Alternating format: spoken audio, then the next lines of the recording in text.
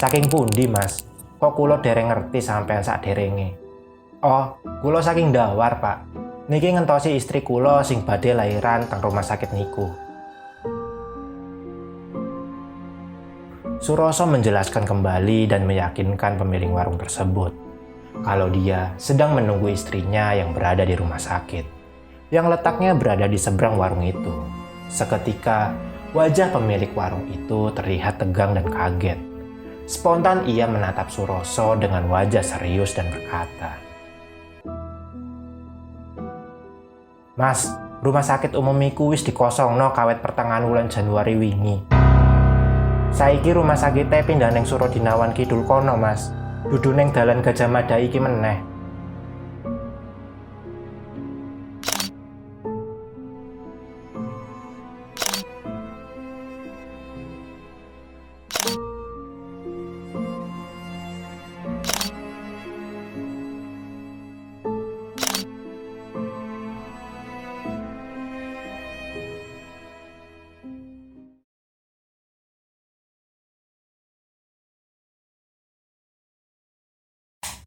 Assalamualaikum warahmatullahi wabarakatuh. Selamat malam semuanya.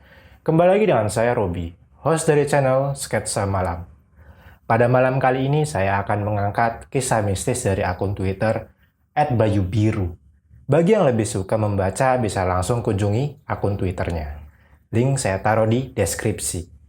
Bagi yang suka versi diceritakan bisa simak video ini sampai habis. Sebelum itu jangan lupa like, komen, dan subscribe channel Sketsa Malam agar kita makin semangat dalam berkarya. Dan berikut adalah kisahnya.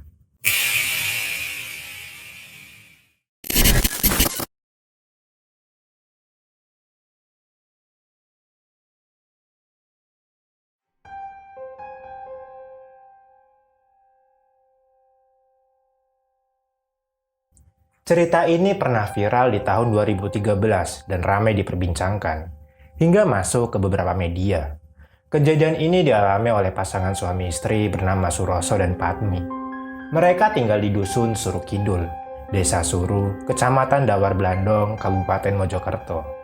Di tahun 2013, Patmi tengah hamil, dan selama kehamilannya, ada sedikit kejanggalan yang dialaminya. Suatu malam Patmi pernah bermimpi bahwa ia sudah melahirkan dan sedang menggendong bayinya. Bersamaan dengan itu, di sampingnya, ia melihat ari-ari bayinya dimakan oleh seekor anjing hitam. Pada pagi harinya, Patmi menceritakan mimpinya semalam kepada Mbah Sumiarti yang sedang memasak di dapur. Oh ya, Mbah Sumiarti ini adalah ibu kandung Patmi, karena kebetulan Patmi masih tinggal satu rumah dengan orang tuanya. Kembali lagi ke cerita. Mendengar cerita Patmi, ibunya hanya menjawab, "Wis nggak usah dipikir, Nduk. Akeh-akeh digawe nyebut marang sing kuwasa wae." Patmi pun menurut nasihat ibunya. Setiap hari selepas sholat, ia selalu menyebut nama Yang Maha Kuasa.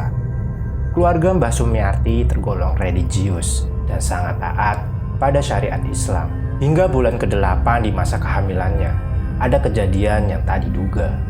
Di waktu sore hari saat Patmi lagi asik membersihkan kamarnya, tiba-tiba dia melihat di bawah kasurnya terdapat 5 ekor ular berwarna hitam dengan ukuran sedang, tengah menggeliat ke sana kemari tanpa tujuan. Melihat itu, Patmi menjadi takut dan pergi keluar kamar untuk memanggil ayahnya yang sedang duduk di dapur. "Pak, enek ulo neng kamar, tulung dipateni." "Ojo Nduk, iling, awakmu iki mbobot. Masih aku dhewe yo gak oleh mateni kewan." "Terus pripun niki Pak? Endi ulone? Tak buake ae Nduk." "Dek kamar Pak." Ayah Patmi pun bergegas masuk ke kamar Patmi, membawa kayu dan cikrak. Dengan hati-hati beliau memasukkan kelima ekor ular itu ke dalam karung.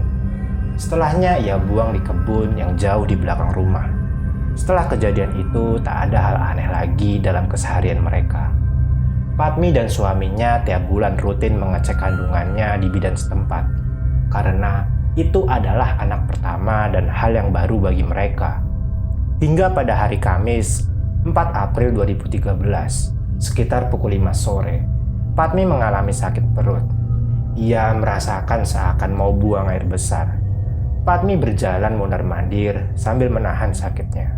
Mbak Sumiati yang melihat anaknya kesakitan merasa tak tega dan khawatir. Akhirnya Mbak Sumiati mendekati suami Padmi dan berkata, "Le, nang cepakno barange bojomu.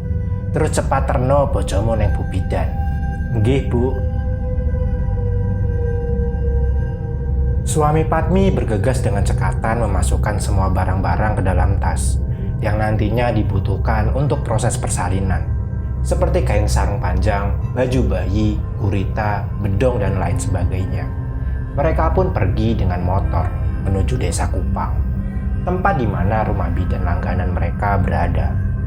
Sesampainya di tempat bidan, ternyata mereka diberi rujukan untuk rumah sakit, karena keluarga Padmi tidak mampu untuk membayar persalinan bidan tersebut.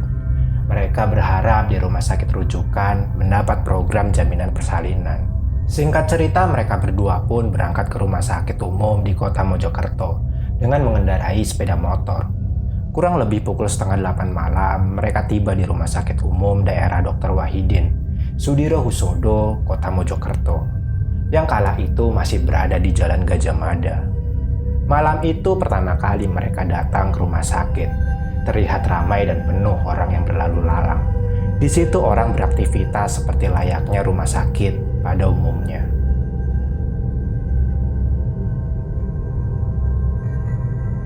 Setelah memarkirkan kendaraannya, Suroso pun menuntun tangan istrinya yang masih merintih menahan sakit di perutnya. Sebab Padmi merasa bayinya sudah mau keluar. Mereka pun berjalan menuju ruang UGD yang berada di sisi sebelah kanan rumah sakit tersebut. Di ruangan itu mereka ditemui oleh 2 orang perawat perempuan berpakaian putih yang sedang berjaga di loket.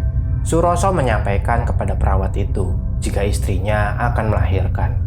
Seketika para perawat itu mengambilkan kursi roda dan menyuruh Padmi untuk duduk di kursi itu. Lalu mereka membawa Padmi menuju ruang persalinan yang terletak di samping belakang rumah sakit. Namun sesampainya di sana hanya Padmi dan 2 perawat tadi yang boleh masuk. Sedangkan Suroso sendiri disuruh menunggu di luar kamar persalinan. Karena merasa sendiri di luar ruangan itu, Suroso memutuskan untuk keluar dari area rumah sakit dan pergi ke warung yang berada di depan rumah sakit. Sesampainya di warung, dia langsung duduk dan memesan kopi hitam. "Pak, kopi setunggal." "Nggih mas, sekedap."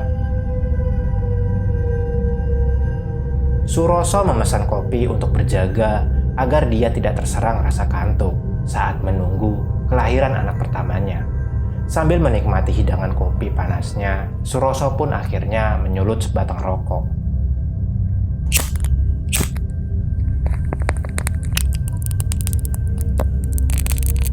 "Saking pundi mas? Kok kulo dereng ngerti sampean sak derenge?" "Oh, kulo saking Dawar, Pak. Niki ngentosi istri kulo sing badhe lahiran teng rumah sakit niku." Suroso menjawab dengan santai sambil sekilas mengarahkan pandangannya ke dalam rumah sakit. Mendengar jawaban Suroso, pemilik warung merasa bingung. Dengan wajah penasaran, ia kembali bertanya, "Lah, rumah sakit sing neng ndi, Mas?" "Piye bakule iki? Rumah sakit neng cedeke kok seh takok ae." Suroso sendiri merasa aneh atas pertanyaan pemilik warung itu. Lalu, Suroso menjelaskan kembali dan meyakinkan pemilik warung tersebut kalau dia sedang menunggu istrinya yang berada di rumah sakit, yang letaknya berada di seberang warung itu. Seketika, wajah pemilik warung itu terlihat tegang dan kaget. Spontan ia menatap Suroso dengan wajah serius dan berkata, "Mas, rumah sakit umum iku wis dikosongno kawit pertengahan wulan Januari wingi. Saiki rumah sakitnya pindah neng Surodinawan Kidul kono, Mas. Dudu neng dalan Gajah Mada iki meneh." Mendengar penjelasan pemilik warung, sontak Suroso langsung kaget. Tanpa berucap apapun, ia dengan cepat membayar kopinya. Dengan setengah berlari, ia langsung masuk ke dalam rumah sakit. Namun saat melintas koridor rumah sakit, semua lampu sudah gelap. Padahal, sebelumnya saat ia lewati, bersama perawat yang membawa Padmi ke ruang bersalin, lampunya sangat terang dan banyak orang. Kini, keadaan koridor sepi, dingin, dan hanya satu cahaya lampu yang terlihat di ujung koridor rumah sakit itu.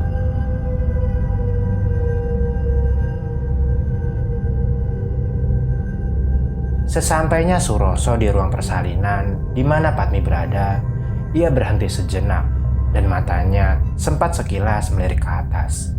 Saat ingin membuka pintu, di atas pintu tertera tulisan kamar mayat. Mengetahui ruangan itu adalah kamar mayat, seketika nyalinya langsung ciut. Ia merasa takut dan panik ketika memikirkan nasib istri dan anaknya.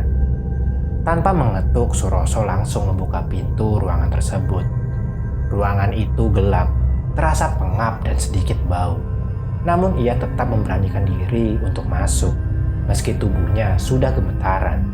Saat itu Suroso mendapati Padmi sudah tertidur, dengan memeluk seorang bayi laki-laki mungil yang masih kemerahan. Suroso pun merasa lega, tapi dia masih takut karena situasi rumah sakit itu tiba-tiba mendadak berubah. Ia dengan cepat berjalan mendekati istrinya.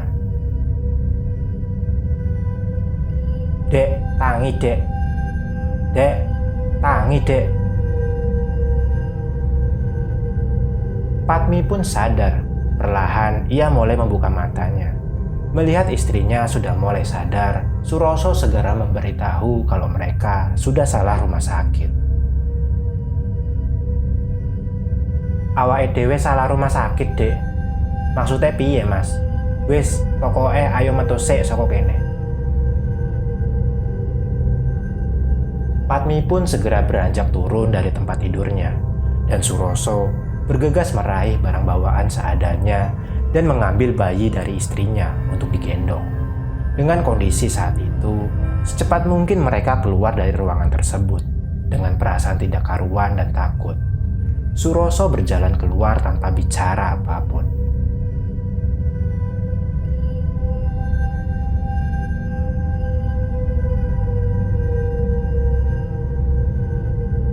Sesampainya di parkiran, ia segera mengambil motor dan mulai memacu sepeda motornya untuk menuju rumah Padmi di Dusun Suruh Kidul. Setelah beberapa jam menempuh perjalanan, akhirnya mereka sampai di rumah sekitar pukul 10:30 malam dengan selamat. Dan Suroso pun bisa merasa tenang karena sudah sampai rumah dan bisa keluar dari rumah sakit berhantu tersebut. Melihat Padmi dan Suroso sudah sampai rumah, membuat ibu dan bapaknya kaget karena proses melahirkan secepat itu dan bisa langsung kembali membawa bayinya di malam hari. Tanpa banyak bertanya, kedua orang tua Padmi langsung menggendong cucunya dan merebahkan Padmi yang masih lemas di kamarnya. Setelah situasi mereda, Padmi pun mulai bercerita kepada ibunya. "Mak, kulo wau pas ndok rumah sakit rasane waneh. Marai mlebu ruangan wetengku lorone sudo. Apa meneh sakmarine dokter teko, wetengku wis gak krasa loro blas, Mak." "Lah, kok iso ngono, Nduk?" "Nggih kirangan, Mak. Kula piyambak mboten sumerep. Pokoke pas ngetokno bayine, kula mboten krasa loro blas, Mak. Terus aneh meneh, Mak. Pas bayine metu kali ari-arine, kula kan pun kesel. Nggih ngantuk sisan. Tapi sadurunge kula keturun, kula ndelok Pak doktere nyekel ari-ari bayiku sing cek jabur getih. Terus langsung dipangan, Mak. Lah, terus saiki endi ari-arine lek, Nduk?" "Endi, Mas? Mau sampean gowo gak?" "Gak ngerti, Dek. Mau aku mung gowo saeneke barang sing enek ndok kamar. Tapi pas ngeringkesi barang mau yo gak enek ari-ari." "Terus piye iki? Sampean jupuk, Mas. Mbok keri ning kono." "Aku yo ora wani, Dek. Kaya ngono sereme kok." "Wis, jor kae, Nduk. Sing penting awakmu karo bojomu selamat kabeh." Beberapa hari kemudian berita tentang kejadian itu pun tersebar luas. Warga mulai berdatangan dari Mojokerto, Sidoarjo, dan sekitarnya, terus berbondong-bondong ke lokasi di Jalan Gajah Mada. Mereka berharap bisa menyaksikan gedung tua angker secara langsung. Sampai beritanya pun muncul di berbagai media. Hal itu membuat Patmi dan Suroso merasa tidak nyaman tinggal di rumah itu. Sampai akhirnya mereka memutuskan untuk pergi dari rumahnya yang berada di Dusun Suru.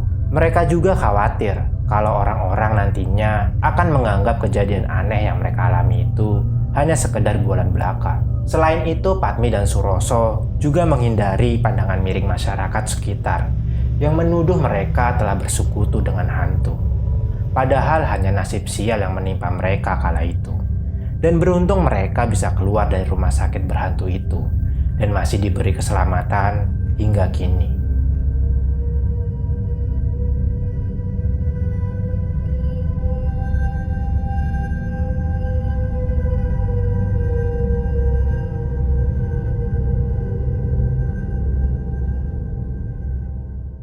Ya, itu tadi adalah kisah mistis yang dialami oleh Suroso dan Patmi saat Patmi melahirkan di RSUD Lama di Mojokerto. Ambil pembelajaran dari kisah Suroso dan Patmi ini, dan terima kasih yang telah mendengarkan kisah ini sampai habis. Jangan lupa like, komen, dan subscribe channel Sketsa Malam, agar kita makin semangat dalam membawakan kisah-kisah horor selanjutnya.